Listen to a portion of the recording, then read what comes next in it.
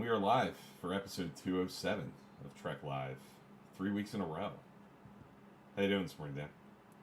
Doing good. Really excited about this topic.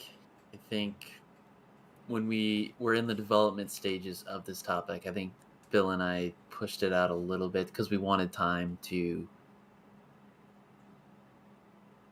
research some sets and implied locations because there's so many in Star Trek. But we'll get into that more as the topic rolls around. Yeah, I'm definitely eager to hear what you come up with. This is kind of your baby. You kind of stumbled into some stuff online, I think. Not to step on you, but yeah, you kind of came up with this through your own Star Trek stuff that you were kind of doing on your own time, and yeah, there's a lot of interesting stuff to kind of think about, unpack across a lot of these different shows. And we haven't done anything like this before, and it's not something that you see talked about too often. I feel like we came up with something unique, and I'm excited about that. So, yeah. Why don't you talk a little bit about like what I was kind of just alluding to, like what brought this about? So, I mean, everyone's seen them before, right? You see when you Google things or you've seen stuff on Star Trek forums and stuff. People have created such great cutaways and bringing these blueprints to life that we've seen in technical manuals and blueprints that have been released by the designers and then people at the art department that worked on Star Trek. But it's always been the case that these, the people who design these ships and these locations have always had, there is no budget for them. Their imagination is the budget. So we've always had a surplus of places to go. It's just the hiccup and we're always handcuffed to, again, the budget. So there's been some really cool places kind of fleshed out a little bit with Lower Decks and some of these animated shows because of, again, the budget is different for those shows because they don't have to actually physically build them. So some of these places I'm going to mention could never be built. So unless, the technology that they're using with Strange New Worlds with a lot of these bigger green screens and the newer, the VR wall stuff could maybe be done, but again, that's again budgetary restraints with time, with these visual effects and stuff like that. So, still, some of these places could be built, but so that is the inspiration behind this topic today. Yeah, and I think it kind of goes all the way back to the original series. Like, Star Trek fans, I think, kind of people who aren't like us, who really put their shoulder into their fandom and want to express it through a YouTube channel or a podcast or being active online, connecting with other people. If you care about it that much, and just because of the nature of what Star Trek is and like the world building of it all, I think it's natural to want to expand on what's available on screen. These ships, because of like what's in the DNA of the show, it's these very, very large luxury liner kinds of starships for the most part in the original series and the Next Generation especially.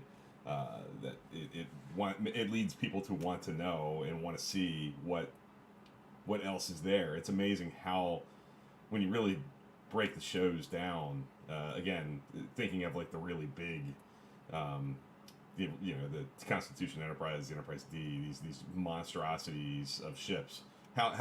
How these shows manage to tell their stories in such few locations. Like it's true. It's the bridge, it's the corridors, it's the crew quarters, it's engineering, it's sickbay, it's a Jeffries tube. There's a lot there. They have a lot to play with, but given the size of what's shown on screen and what they talk about, there's a lot that we don't see at all throughout 7 seasons or 3 seasons of these shows. And I think it's just natural for people who care a lot about these shows to want to see and to kind of fill in gaps in their heads and to seek out things like technical manuals, and even for the creators of the shows to put in, like you said, kind of budgetless blueprints and deck plans and Yeah. all that kind of plays together to make people really want to know the ins and outs of how these ships work and what's available on them. Yeah. And the books don't help either. The literary universe is Yes. probably just expands it even Absolutely. more. People who live in that, absolutely. Yeah. Because you get, like you said, with the animated shows and with novels, you can really break out of the constraints of what the hour-long, episodic budget allows for to pretty much work on your standing sets that are your core places, and you can't too easily go outside of that. You can build an auxiliary thing here and there, but you're kind of limited with what we get to see on screen. The books and the animated shows so far with Lower Decks have really kind of been able to break out of that naturally because of what limits are not on them. Mm-hmm. Yeah. So, I mean, what kinds of things come the most to mind for you? I figure you should kick this off and so talk about what... today, we're definitely, again, add this to our list of part 2 or 3 kind of series we could definitely do, because today I tried to simplify it and go directly to just primarily. I mean, I have a few other locations tossed in there that aren't ship related, but a lot of these are ship related, and we spend a lot of time on ships. Absolutely. And I'm more interested in ships anyways, so that's the direction I decided to go with. Mm-hmm. Let me know if you disagree in the comments, but I most of my picks are ship or on a ship related. Well, I think that's natural because that's our setting. I mean, there's one in mind for me that I thought of kind of right away, actually, that is kind of a off ship kind of location in Voyager that I feel like I have to at least mention. But that does feel almost like a subcategory of itself. Things that are alluded to on other planets, on off our everyday place. Because that happens too, for the same reasons. The one I'm going to pick is the exact same set of constraints caused that production choice not to show what they talked about in that Voyager episode. Yeah. But yeah, I mean, naturally, a lot of this is going to revolve around, I think, our hero ships, right? Yeah. Well, or our heroes. There's one pick that's kind of, you see it. It's kind of a cheat. You see it, but it's not to scale, I guess. Okay. Yeah. What's your number? Like, is there a number one? Is there a thing that you most wish? Number one, probably the first one that came to mind is, and I tried to steer away from the Enterprise D because there's so much and it's such a big ship. Yeah. That's where most of mine kind of come from because. Okay. Yeah. So mine was the Enterprise D's main shuttle bay. Yeah. It is a ring inside the upper. It's inside the saucer, but it's so big, and they could never ever do. That's why it was always 2 or 3. We'd go to Shuttle Bay 2 or 3, in the show, the actual show, because the main Shuttle Bay was so large that runabouts could drive in there freely, and shuttles could drive in there freely. Also, it was meant to be worker bees. Like just worker bees. It was meant to be such a hub for cargo and people visiting. It was just meant to be a main hub. And I think, again, at the top of the show, I talked about scale. This was just so big. I mean, the Enterprise D was so big, but the main shuttle bay was so big and so detailed, and it's so crazy to see on the blueprints. I wish I had them. They're packed, but it's such a big open space on the saucer. When you look at all the other things to scale, it's just enormous. And I've always wanted to see it because I like that kind of technical things, which is another mark of my picks here. It's all the technical kind of detail, engineering, operations type of stuff. So yeah, the main shuttle bay is an obvious, really, really good choice. I think that's an example of something that if the Next Generation was made today with the AR wall, I think that's one of the ones that I think they could maybe conceivably try to pull off. You think of the engineering set in Strange New Worlds and how much open space you see, like in the distance. Or Discovery's main shuttle bay. That's big, dude. That feels big. That does feel big. Absolutely. Yeah. So, and that's not done with the VR wall, but that's very green screen driven. Like there's very little to that physical set in Discovery. So I think if the Next Generation was made in 2020, 2022, We'd see. I think we could do it. I think it would be Yeah. something that would be seen. Um, but in the late '80s, early '90s, it was just I think it was just too it's just not conceivable to build something like that. Of course, and the visual effects wouldn't do it justice. So it's one of those like classic. We know it's there, especially if you read blueprints. Just looking at the model, the door for the main shuttle bay is something that you kind of rarely see or ever see in use, like on the back of the saucer section towards the top. Like It's there's always this closed. ginormous door Yeah. that kind of implies like there's a lot going on in there compared to what we usually see open with like just a little shuttle, you know, you know, coming out. Yeah. So even without the blueprints and without like diving deep into the like auxiliary material that's out there, especially now online, I think there's always a mystery to what's in there, and I wish we could see it. And yeah, I think that's one of the things that a lot of, especially in today's internet, you know, Age. where fans can build their own stuff. There was Yeah. an online engine that was being built a few years ago that did this that you could see like in YouTube videos like an imagined or not really imagined but kind of an extrapolation of what's on those blueprints for From the main shuttle bay, blueprints, yeah. what it Yeah. would look like, and it's amazing with all that, like you said, open space and places where shuttles and worker bees and runabouts could kind of move around freely and kind of be repaired and recalibrated, whatever needs to go on. You imagine that's kind of where all that activity happens. The only open space that I can get behind. Yeah, right. Yeah. Mm-hmm. At least for me. Yeah. Yep. Yeah, that's a great one and definitely something that I thought about. I'll throw one in that kind of crosses shows. We see it from the exterior one time in Insurrection, but we never really see the captain's yacht in these different shows. That's on my list too. Yeah, but I think primarily a lot of the hero ships have like captains. Yeah, I think so too. Yeah, I think that's kind of a design consistency that a lot of these shows have maintained, and it's just something that was never shown on screen other than in Insurrection. They use it, and maybe we kind of see it a little bit. There's a scene with Picard loading up weapons to take on his Insurrection, and you kind of allude to like this is like the edge of it where stuff's getting loaded in, you're walking into it, but you never see the cockpit, you never see the what really goes on in there. And that's something definitely implied. Very much implied, but very apparent on the blueprints. It's been a known commodity since the Next Generation was conceived, really, since the Enterprise D was conceived, and I would love to see it someday, like realized on screen in a more full way than Insurrection does. Even on Voyager, you can see the outline of it. And I just think that was such a missed opportunity. I'll speak a little bit to the captain's yacht. I think that's such a cool idea that's just baked into all of these hero ships and all of these Starfleet ships that I just wish they had utilized it more.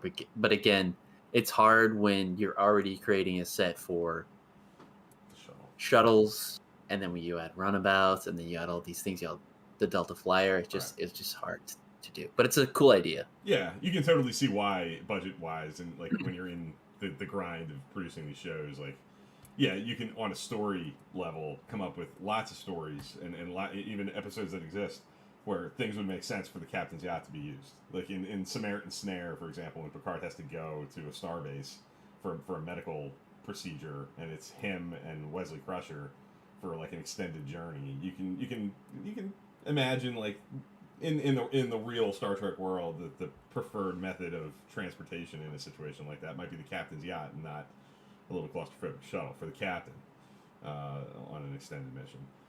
But yeah, from a production standpoint, you're really going to allocate resources and budget to, a kind of a redundant idea from the production side of things, a shuttle kind of deal to put a couple characters in to go off and have their own like side mission when you have a shuttle set that you've already created and is built to last for you know these exact situations.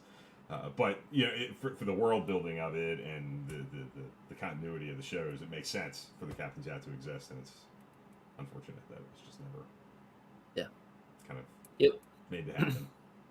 Yeah. You have another one?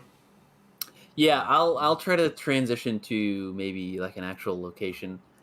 And I don't know, this could be maybe even a cheat or anything like that, but I'm gonna go with Cisco's Bajor house. Oh yeah. It was never completed. He had a model. Yeah. I just would have loved to have seen that.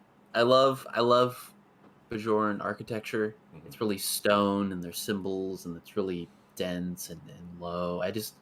I really love Bajor too. It seems more like a rural place. I would have loved to seen that. And I don't know. I like the idea of going to a really rural place and being very secluded and retiring there. And I would have loved to have seen it. I know we get to see a little bit of a model, and there's some great screen grabs of it, but technically we never see it built, or so it's technically seen, but it's at a smaller scale, and I just can't get over the Bajoran architecture. It's really they really incorporate stone and really a part of that. Yeah. Bajor architecture that I just love, so I had to keep it on my list. So that's my next pick.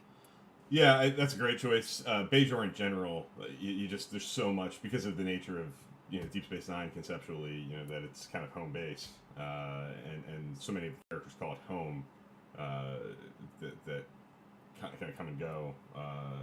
Obviously, Kira most notably, but there's so much dialogue, in important and throwaway and all kinds of scenes. That revolve around kind of amazing things that happen on Bajor, and places that people want to go to, and that they we eventually, I feel like there's a lot of talk through like the mid seasons about the fire caves, which we eventually do kind of get to. So they deliver on some things, and we do go to Bajor. Like there's episodes that take place primarily on Bajor. So you can't call the planet an unseen location because we do spend time there. But because the show is 7 seasons, 170 some episodes, orbiting that planet, there's a lot alluded to, a lot implied about the different provinces and the different parts of the planet that people visit, that people come from, and there's just a lot there, including this stretch of land, this part of Bajor that Cisco wants to settle onto, and that would be a great thing to see, in an imaginary 8th season like the documentary was getting to, or just being able to kind of see on screen like what he sees when he's leaning toward wanting to retire there and wanting to settle and build a house. But there's a ton of stuff. You could watch Deep Space Nine with a scorecard next to you and kind of check mark, and have a lot of places that are talked about on Bajor that we don't necessarily get to see. So that's ripe for these kinds of things. Yeah, because it's not just the house; it's just like the landscape around it. It could be, he has a secondary house for food and stuff, because a lot of his background is with food and really providing for his family. So I just had to pick it. It's another thing that I guess this might be like a recurring motif in this kind of a conversation. I think the AR wall in today's world would allow for a lot of things to really, Bajor is Earth-like, so I mean they're able to use Earth locations and sell it as Bajor for sure, and they do that really well.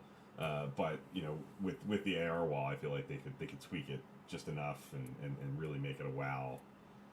The way that the characters talk about it, the Bajor is just such a beautiful place, and that it would. I think it's an important. It would have been an important thing to sell the audience on why does Cisco have this change of heart, from kind of emissary where it's a job and it's a job he really doesn't want to do, to what you leave behind. He wants to settle. He wants to live there.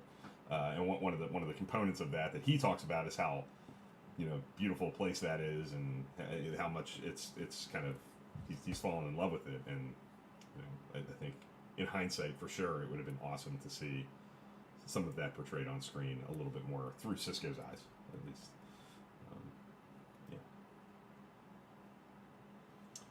Another one for me that is kind of location based. I'll throw mine out there.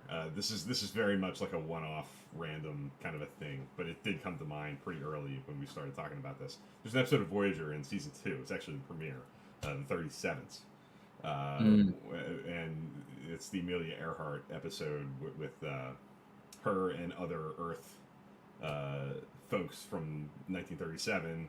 Abducted from Earth, brought to this planet in the Delta Quadrant. It's kind of silly, not a favorite episode of mine, but it's there. And the sort of big dilemma of the episode, once it kind of gets there, is this is a place where Earth descendants are living, and they've been doing well. I mean, it's been hundreds of years, and they've built a city, and it's a bustling, really advanced society, and everything's going really well. And it kind of presents this fork in the road for the crew. Do we keep going home, or do we settle here and become a part of this this environment, and kind of give up the mission of the show, really? And of course, none of the crew elects to stay. They all uniformly decide to keep going in true Star Trek fashion. But there's a lot talked about this city that these folks are living in, and how advanced it is, and how utopian it is, and how amazing it is. And it's strictly talked about, never seen. You see them getting in a turbo lift to go visit it, I think, and then they come back. They cut back to them coming back and saying, "Oh, that was amazing," but you never see it. That's another one that I think, obviously, production limitations, screen time, because of the structure of the episode, is kind of wacky, that you don't even learn about this until pretty far along into the episode. The episode's not really about this until about 25-30 minutes into it. So there's a lot of reasons not to do it, but that's kind of a place that I remember even being a kid and being kind of like jarred by. We're not going to see this place. Like, they're not going to show us anything about this place. And yeah, thankfully there's not a ton of that, because I think it's one of the faults of the episode, that they kind of tee up this idea that is violates the show don't tell kind of True. cardinal rule of storytelling. Yeah, it's sometimes you can get away with it, and the characters do the writing and the characters do a good enough job, I think, of selling things that obviously can't be seen. But I don't know, this one has always kind of stuck in my craw. 20, 22, however many years later. That's a great pick. I think it's another one of Voyager's cool, like, sci-fi type, wacky type of ideas. But it would have been such a cool thing to see, to be able to have that tether with the Delta Quadrant whilst trying to go back to everything they've known. So yeah, that's a great pick. I think it would have helped the episode to be able to, like, in a perfect world, if you could see it, and I think it enhances it undermines the drama that the audience doesn't see the thing that's tempting the crew. Like, it's this. Well, that's an easy decision because I haven't seen it, so right, I don't know. Exactly. Yeah, you never quite get there to feel any kind of pull toward, well, maybe it would be a good idea to stay here. I'm kind of tempted to stay here. I like the idea of living here with these people, maybe as much as living on this ship that I might die in, trying to get home, at any time. Not being able to see it, not selling us on that idea quite enough undermines it a little bit. But conceptually, I think it's apt to put that in front of the crew, to make them make that decision, kind of commit to the journey. But yeah, another one maybe with the AR wall. There's a little more you can do with it, but I think they were hamstrung by the obvious things that stands in the way of all these things ever being seen. And maybe, hopefully, the literary universe takes care of that. Yeah, it always can. My next pick will be, let's go to Enterprise. Okay.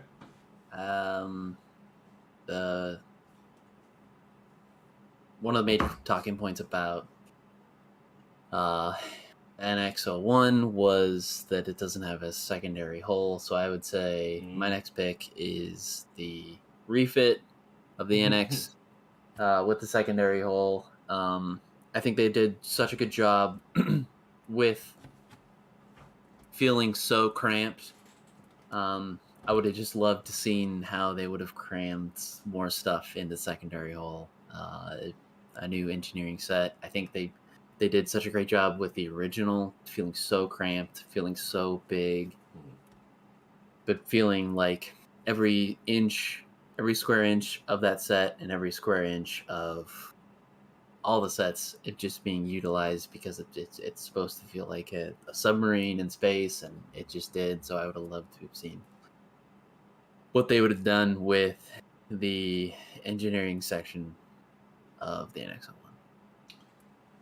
Yeah, that's a really clever way to go. I of course would have killed for more seasons of Enterprise naturally with the refit incorporated into it.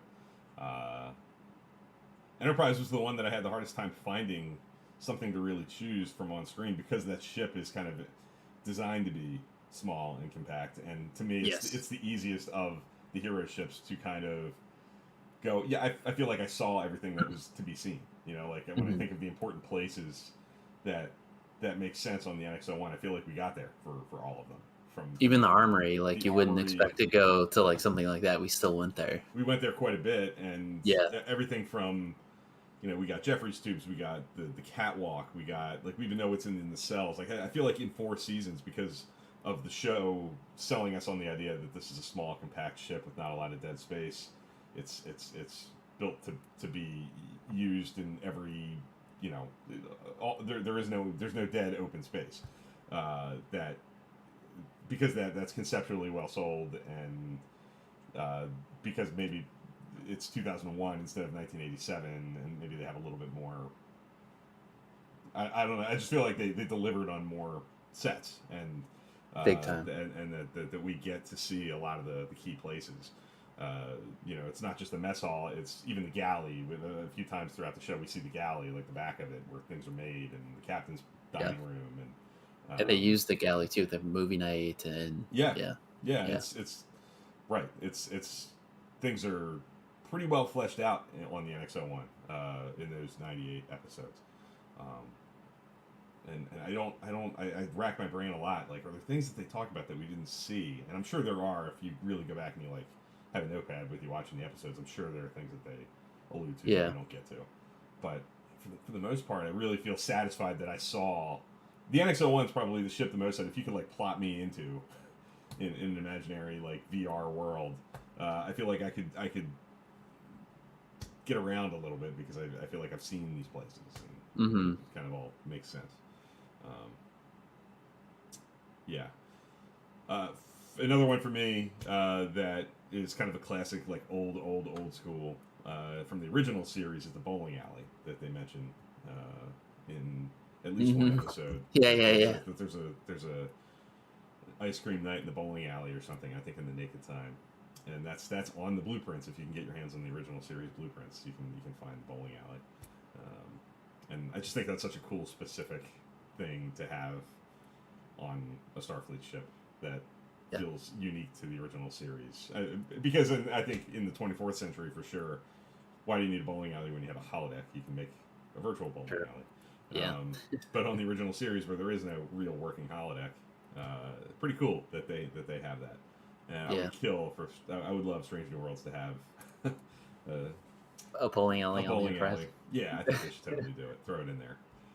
It's just such a cool retro thing, and when you think about 1966 bowling alley. Yeah, what do people do to have fun? Yeah. When there's no internet and you can't, sit and have Discord calls with your friends who live across the country on a Friday night or whatever. What do you do? You go to a bowling alley. You go to a movie theater, and these things happen today, but back in the 60s, I feel like that's kind of all there is to go out and actually do stuff. And it's such a retro thing to have a bowling alley on the ship, and I love it. And I think it's I don't know. that kind of Right. idea has always been like really comforting about the original series, that a ship would have that range of stuff on it, Yeah. and pretty cool. But Yeah. we never see it. Yeah, because even in that era, it feels like most of the ship is devoted to essential like running and stuff. It's just Yeah. nice to be able to hear that it has like bowling alley, a rec room. We see Kirk working out in Charlie X, I think, and, Mm-hmm. and there is places like that Gym, yeah. on the Enterprise. So And it makes sense. I mean, this is a ship that's built for 5-year missions, to be out there and not yes, to really come yep, back. If you're going on that yep, ship, you're going to live on it for a while, and it's going to be your home, and it's got to function for more than just a short term go out, do a mission, and come back, and yeah, you're sort of back at the base. And it doesn't have a holodeck that is at the same maybe at the same quality and used for the same reasons that the Next Generation and Voyager and mm, other future stuff have. So if it's not there, it's not there. hmm So it makes perfect sense to me that a ship like that's built as like a cruiser to be out for a long time would have yeah. recreational activity options, keep the crew sane. Uh, yeah. My next pick, I might not have to rattle some of these off Sure. quickly. Um, I'll go into kind of a long-winded one. I would love to see some more of the main computers. I think we get some main computer access rooms on the Galaxy class Mm-hmm. a little bit, but it's always mentioned, and even some of the blueprints you can see, it's the computers are decks high. Yeah. The Galaxy class has 3 computers. Intrepid and some of the smaller ones have 2, but still, it's decks high. And even in Annex L1, I think Dead Stop or maybe I don't Mm-hmm. know. It's mentioned that it's like 3 decks high, Mm-hmm. and the Annex is only like 6 or 7 decks. So it's this big core thing to the ship that I would just love to see. It's like the foundational aspect of ship design. Like you have to find these foundational pillars and how to make a computer fit into, and I think that's just cool to see because to be able to do a ship design like that, and why don't we have these flat, flying saucer type things? It's because we have to have these computers that are decks high, so It's a these power up. ships Yeah. do have to be a little bit um have some height to them because they have these giant computers. um and technically we kind of see it in TNG, so again this is maybe a cheat too. um Yeah. But even that, but that's it's a just pretty scaled back version. Like it feels like it that's is, like a piece of a larger place, or that it's like yeah, it's an off room or something. If you're thinking of the same thing I am, it's in like the 3rd season. They kind of built a set that was designed as like the computer center, like a place to access the main computer hub of the mhm, ship. And you see it a few times, but it's not what you're describing as like this ginormous. It's very much like it feels like maybe like an office to them yeah, where they have access to it, but you're not like right there. yeah. And I'm just so curious. I'm so engineering oriented. I would just be so curious to see these pillars, these foundational pillars, because technically engineering I think is a few decks high too, Yeah, absolutely. even in the Galaxy class. But still, just to imagine the scale I talked about with the shuttle bay on everything on the Galaxy class starships are so big. I would just love to see those computer rooms. Yeah, I think that's you just kind of snuck in a really good point there. I think the warp core is arguably like multiple decks high. Like it kind of the bay in Maybe the Enterprise 3 D, decks, maybe. maybe something like that. Yeah, like Yeah, 3 or what 4 you decks. see in Enterprise D, it seems pretty clear that like there's things below engineering. Like you can Below down and below and above. above, Yeah, right? So yeah. I'd love to see like what does the deck below main engineering look like, where the warp core is there, and like Hmm. what goes on down there? Is there anything down Yeah. there, or is it like an auxiliary engineering where there's access to different components on the warp drive? uh, Mm. and yeah, I think Voyager's the same thing. I mean, same kind of idea where you can, the way that the warp core's built with sort of a lower level that you can kind of see them looking down into, but never get out of. I think would be engineering's across the board have always, including Discovery, have had a lot of implied that's on my next space. pick too. Yeah. Because in Discovery, the spore drive isn't main engineering, right? Yeah. That's just an engineering lab. Yeah. So I have on here main engineering on the Discovery. Yeah, like what does the warp core look like on Discovery? Yes. Yeah. Couldn't agree more. Yeah, Discovery engineering's a big one for me. In Context is for Kings, the first episode on the Discovery, Captain Lorca refers to that room as Engineering Test Bay Alpha. It's a room off of engineering where the spore drive stuff resides. That's like Stamets' workspace. It's not main engineering. And you often will see, like even in as recently as the 4th season, Reno, who's like the engineer or one of the engineers on the ship, like comes into the Spore Hub room at Test Bay Alpha, conceivably from main engineering, like asking for something or coming to fix something, or like she's got a different workspace that we've never seen. And that's a big one. I mean, that's definitely a big one that I would love for them to, especially now with the AR wall, that the Strange New Worlds engineering set is completely, it's probably, I think there are pictures out there of them shooting it, and like what's actually standing is pretty minimal, and it's mostly an AR wall location. So if they have access to that, Discovery can do the same thing. They don't have to actually build a ginormous engineering set. They can do the same, and I would love to see them do that. Yes. Another one I'll throw in there real quick that is kind of, I think it still counts because we never saw it on the Enterprise D and we know it was there. Cetacean Ops. We've seen it in Lower Decks. We know what Cetacean Ops on the Cerritos looks like. But it's referenced on screen. You hear it. Talk about scale. I mean, you can only imagine. You can only imagine. It's the one that is like, the most, even with an AR wall, I think it's not totally achievable. At least in my head, it would take somebody who's way more creatively talented than me to figure out a way to translate that on screen.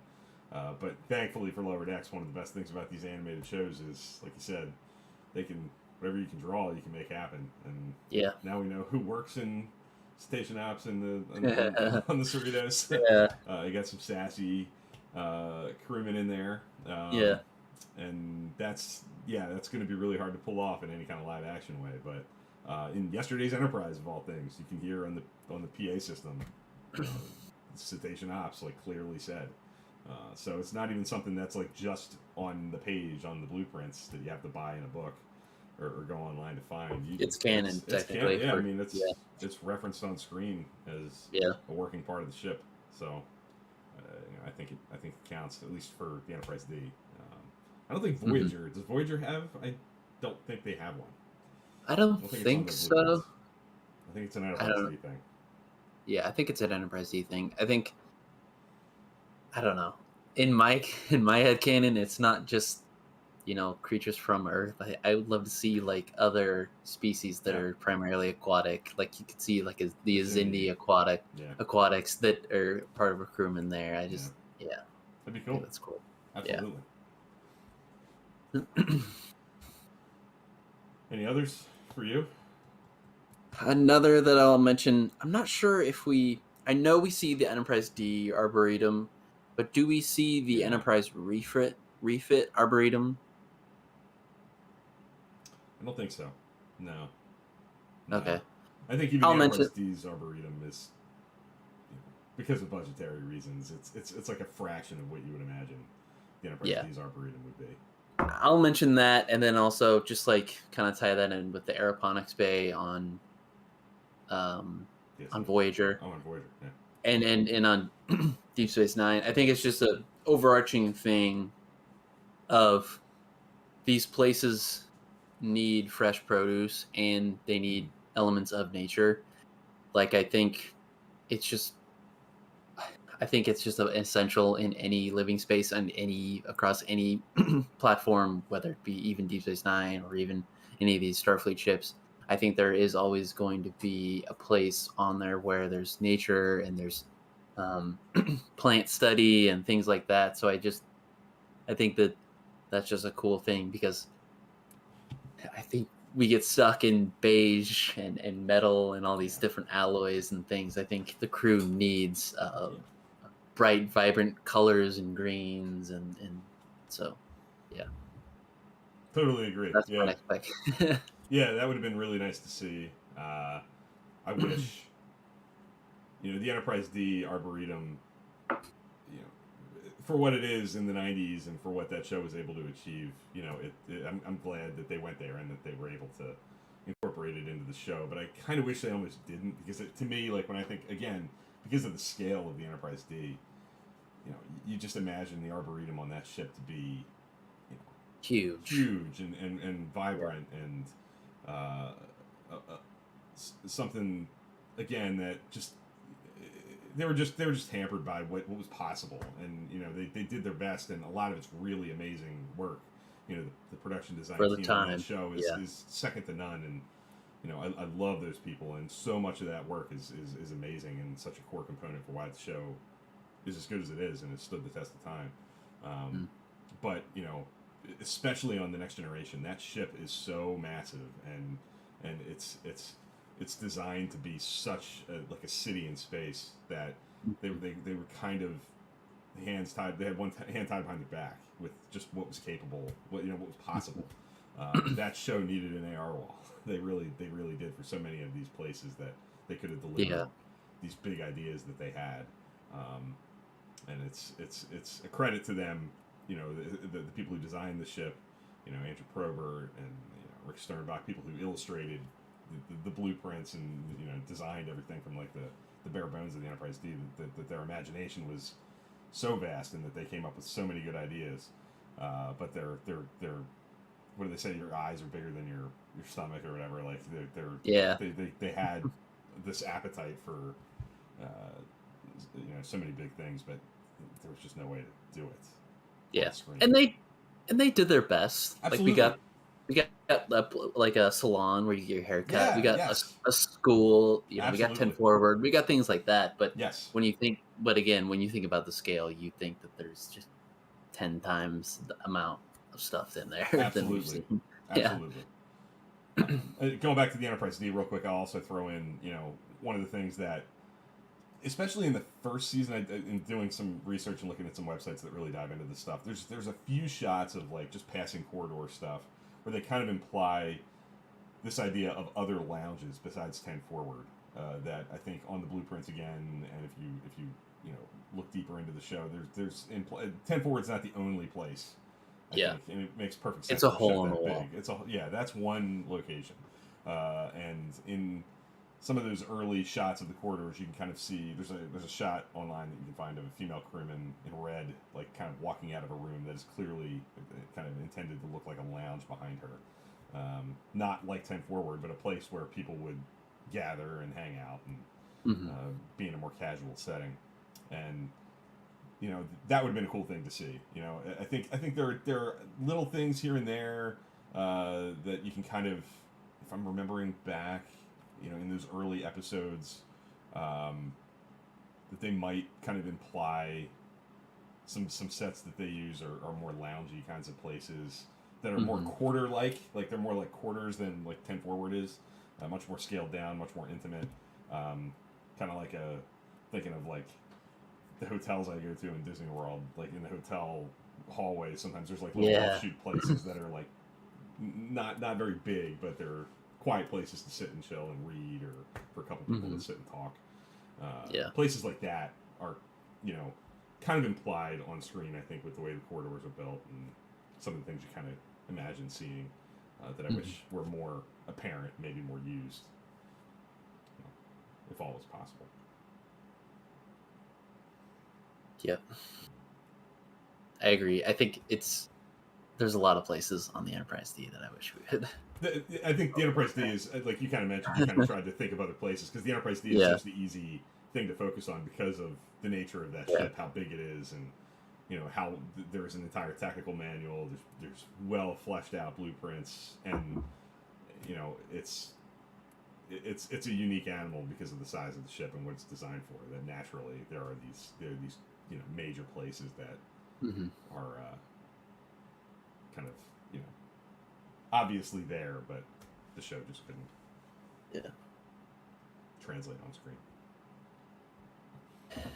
A few other places that I'll mention just real quick before we wrap this up. Sure. I would love to see more in. I'm not sure. I think we see a few. This is a place, but the Daystrom Institute. I would love to see more of that. Yeah. Again, I don't know. There's other places too that we could that we would want to see, but Starfleet Academy. I know we've seen a few rooms and classrooms and so outside a little bit, but can you imagine just the other places that we could go on Starfleet Academy? Yeah. So those two places I think were probably my last two picks, but again, there's places that have been implied there, and then also places that we've seen, which would be kind of a cheat, but yeah, I can only imagine. And again, some of it's been fleshed out on the Star Trek Online. Yes, that's where your head goes if you played it. Yeah, that's definitely a great resource to go if you want to explore that a little bit. But it's still I feel like just scratches the surface of what I can only imagine is there. So, yeah. Starfleet Academy is a great one. That again, like as soon as you say it, the visual representation of Starfleet Academy that pops into my head is Star Trek Online. Like that is because I think that's that's the closest you get to like actually seeing the full deal.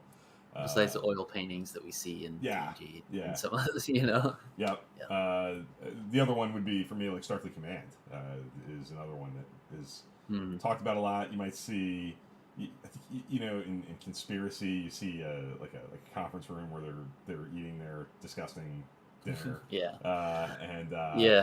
There's a corridor and the room that Remick gets killed in. But you know Starfleet Command is obviously a huge. You imagine it to be a huge facility. You know I think you see Admiral Farth's office in Enterprise in the 22nd century version of it.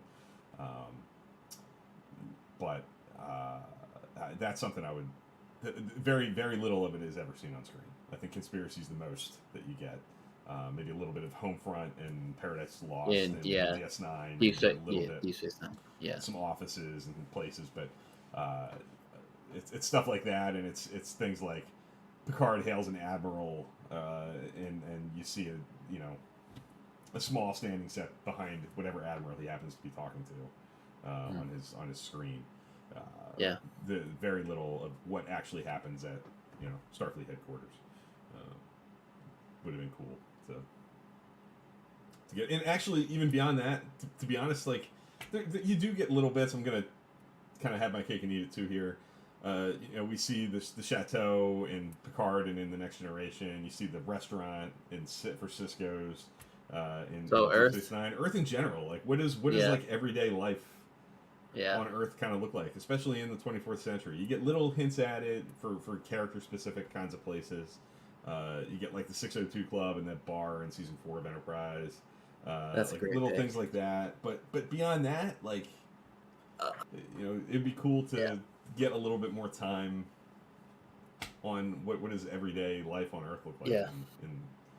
Well, I guess I just thought of one too. This is just opening up a can of worms. But do crewmen have quarters on their prospective planets where they live? Because bringing Stranger Worlds up again. Pike comes from his house in wherever he's at, and Harry Kim has his quarters in I think on Earth maybe. Yeah, it's we like kind of see. It's like an apartment.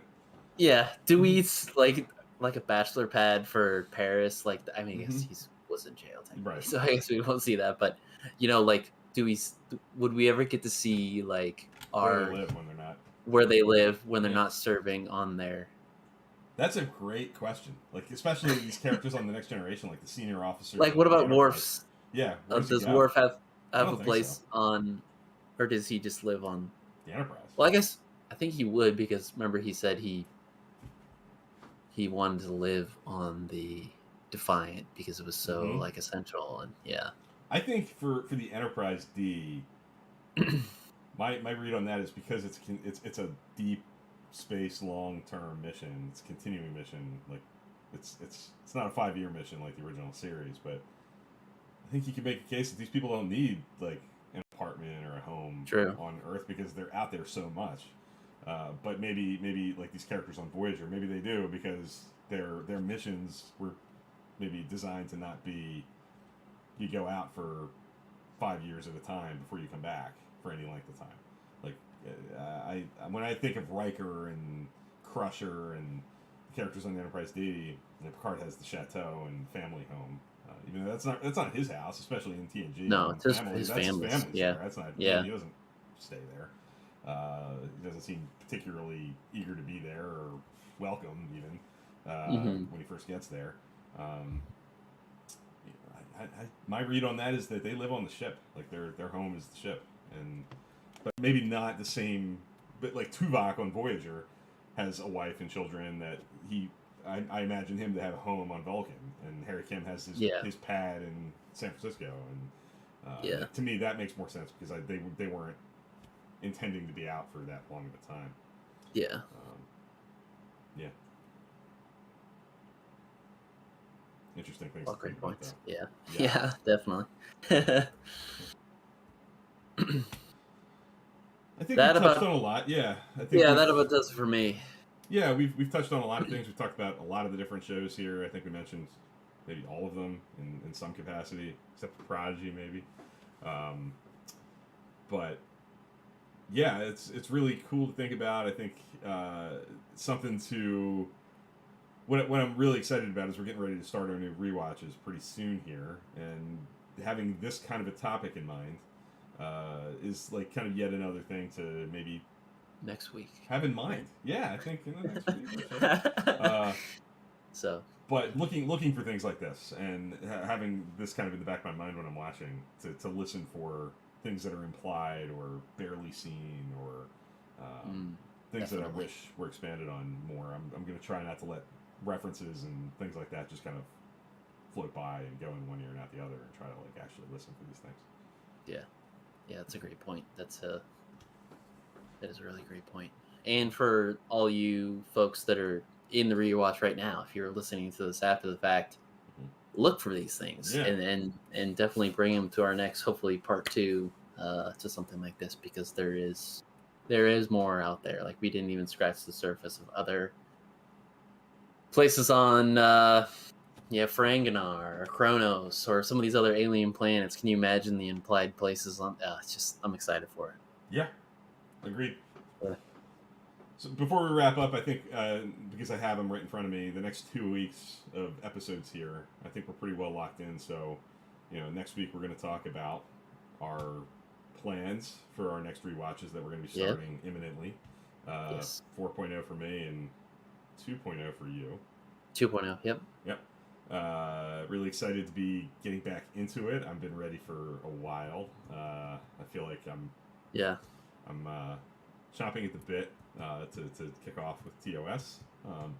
But we'll get into like our approaches and what we're thinking about, how we're gonna tackle it next week. And then the week after that will be the week before.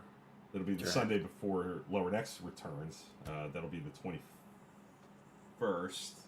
Lower Decks comes back on the 25th. So we're going to do a fantasy draft of Lower Decks episodes. The 20 episodes of Lower Decks that are out there so far. So I figured that would be a cool way to think about the episodes that have already happened as we're getting ready for the new season. Think about our favorite episodes through our fantasy draft idea. Or kind of episode, I guess. So. So good stuff on the way. Yep. You guys know the drill. The discussion does not stop here. Twitter, Discord server, all great resources to keep the Star Trek discussion alive. And I want to thank everybody for watching. Thank you, Rob.